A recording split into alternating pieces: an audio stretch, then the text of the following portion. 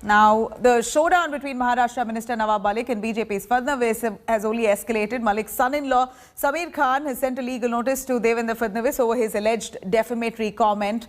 Here's all that you need to know. Riyaz Bhati Bharatiya Janata party के कार्यक्रमों में क्यों नजर आता था? आपके डिनर टेबल पे क्यों नजर आता था? मुंबई में बम विस्फोट में हमारे मुंबई करों के चीथड़े उड़ते हुए हमने देखे। चीथड़े, ऐसे व्यक्ति के साथ आप व्यवहार करते हो, बिजनेस करते हो।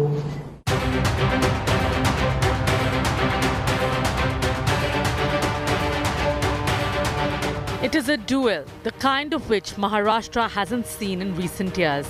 A serving minister and a former chief minister firing at each other non-stop.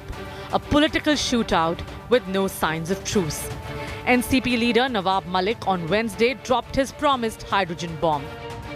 He accused Devendra Fadnavis of shielding fake currency racket and alleged criminal Riaz Bhatti. Malik claimed Bhatti is linked to Dawood Ibrahim and Pakistan's ISI. Devendra जी, आप मुख्यमंत्री रहते हुए इस महाराष्ट्र में आपने सारे criminal लोगों को सरकारी पदों पर बिठाया। जाली नोट का नेक्सस आपने चलवाया। आपने रियाज भाटी के जरिए पूरी उगाही का काम किया। आपने थाना में कमिश्नर बैठा के कंप्लेंट पूरे महाराष्ट्र की करा के उगाही का धंधा करवाया।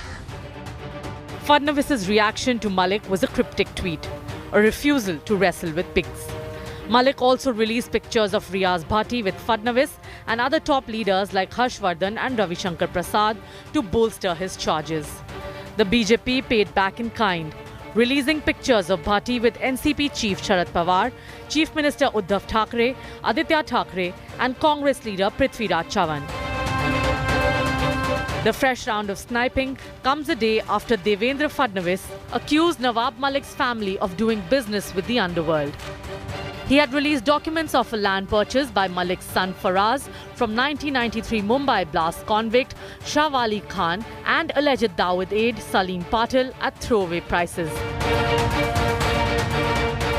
नवाब मलिक जी 2003 में जब यह सौदा शुरू हुआ और 5 में समाप्त हुआ, आप मिनिस्टर थे, पर क्या आप जानते नहीं थे सलीम पटेल कौन है? और सबसे बड़ी बात, मुंबई में बम विस्फोट करने वालों से आपने जमीन क्यों खरीदी? और ऐसी कौन सी बात थी जिसके कारण ये मुंबई के गुनहगारों ने एलबीएस रोड पर 3 एकड़ की जमीन आपको 20 लाख रुपए में दी थी? The exchange of fire between Malik and Fadnavis has embarrassed the political class of Maharashtra. State Congress chief Nana Patole described it as shameful. राज्य के मुख्यमंत्री नकली नोट बनाने वाले से संबंध रखते हैं, आतंकवादी से उनका संबंध है, ऐसा आरोप हुआ है। और आज राज्य के मंत्री, उनका भी आतंकवादियों से संबंध है। इस तरह की जो बातें दोनों तरफ से की है, इससे महाराष्ट्र की प्रतिमा को बहुत बड़ा धक्का लगा हुआ है। Nawab Malik's son-in-law Sameer Khan, who was arrested and got bail in a drugs case earlier, sued Fadnavis for defamation, claiming no drug was seized from him. His wife and Nawab Malik's daughter Nilofer said 5 crore rupees has been sought as damages. अगर वे क्षमा नहीं मांगते तो उनके खिलाफ मानहानि का दावा, क्रिमिनल और सिविल सूट फाइल करने का काम हमारी बिटिया करेगी। Bureau Report, India Today. Now, India Today spoke to Nilofer, Nawab Malik's daughter, over the defamation suit sent to Devendra Fadnavis. Here's what she has to say.